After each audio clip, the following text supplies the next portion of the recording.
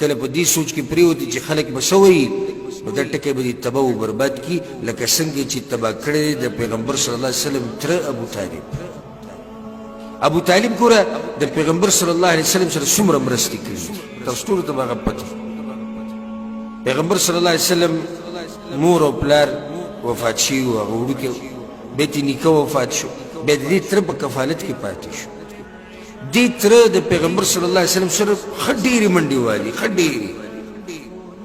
او چې کله ورته دې واره دعوت ورکو د توحید او دعوت یې ورته ورکو د اسلام نو ښه واضح یې ووي او ښه ښکاره یې ووي ویې ورواره ما ته ښه پته ده چې ستا دا دین حق دین دی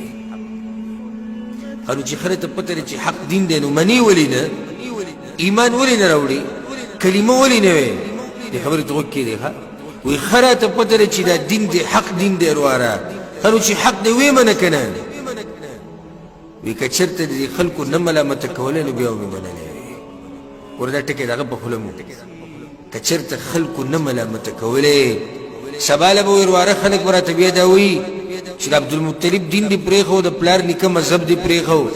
لاړې د چوکاټ نه واوړېدې او لاړې د قوم نه ووتې لاړې د مکې د خلکو عادات او رسمونه او رواجونه دې پرېښودو نو ورواره د دې د لاسه یې نشم منلی مړ شو ابوطالب او چا ملامت نه کو صحیح ده قریش والا مکې والا دا ونه وي چې د پلار نیکه دین پرېښودی یعنې ښه د پلار نیکه په دین باندې څه شو نو ښه د پلار نیکه په دین باندې توجه دې طرف ته ساتي د پلار نیکه په دین باندې مړ شو ابوطالب او تاسو ټولو ته پته لګی ښه نه چا ملامته کو نه ورته چا څه ووي او که د پلار نیکه په دین باندې مړ شو لاړ خو چېرته لاړ جهنم ته لاړ مړ شو لاړ جهنم ته چا ملامته نه کو زه تاسو نه دا سوال کوم صحیح ده چې دې چا ملامته نه کو او د قوم عاداتو مطابق ژوند تېر کو خو څه فایدې یې ورله ورکړه چې دی لاړ جهنم ته موږ کې چې بعضو ته کله حق بیان کړي که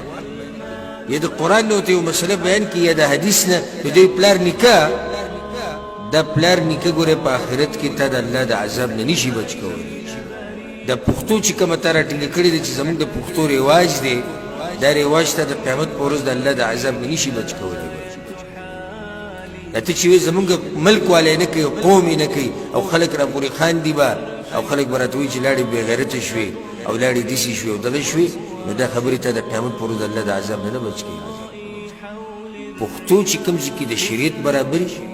رسم و رواج چې کله د شریعت برابري او خلاف نه عمل به کوو موږ ته نه منع کوو چې کوم ځای کې خبره د شریعت سره ټکراو کړي نو بیا به خبره پرېږدي او په څه به عمل کوي بیا په شریعت باندې عمل کوي نو اولنۍ لار چې څوک د پیغمبر سره ګاونډیتوب غواړي او د هغه سره جنت کې ګاونډي کېده غواړي نو د هغه لار به مضبوطه رانیسي د الف نه د یا پورې ټول ژوند د مرګه پورې دا به د پیغمبر په طریقه باندې تېرېږي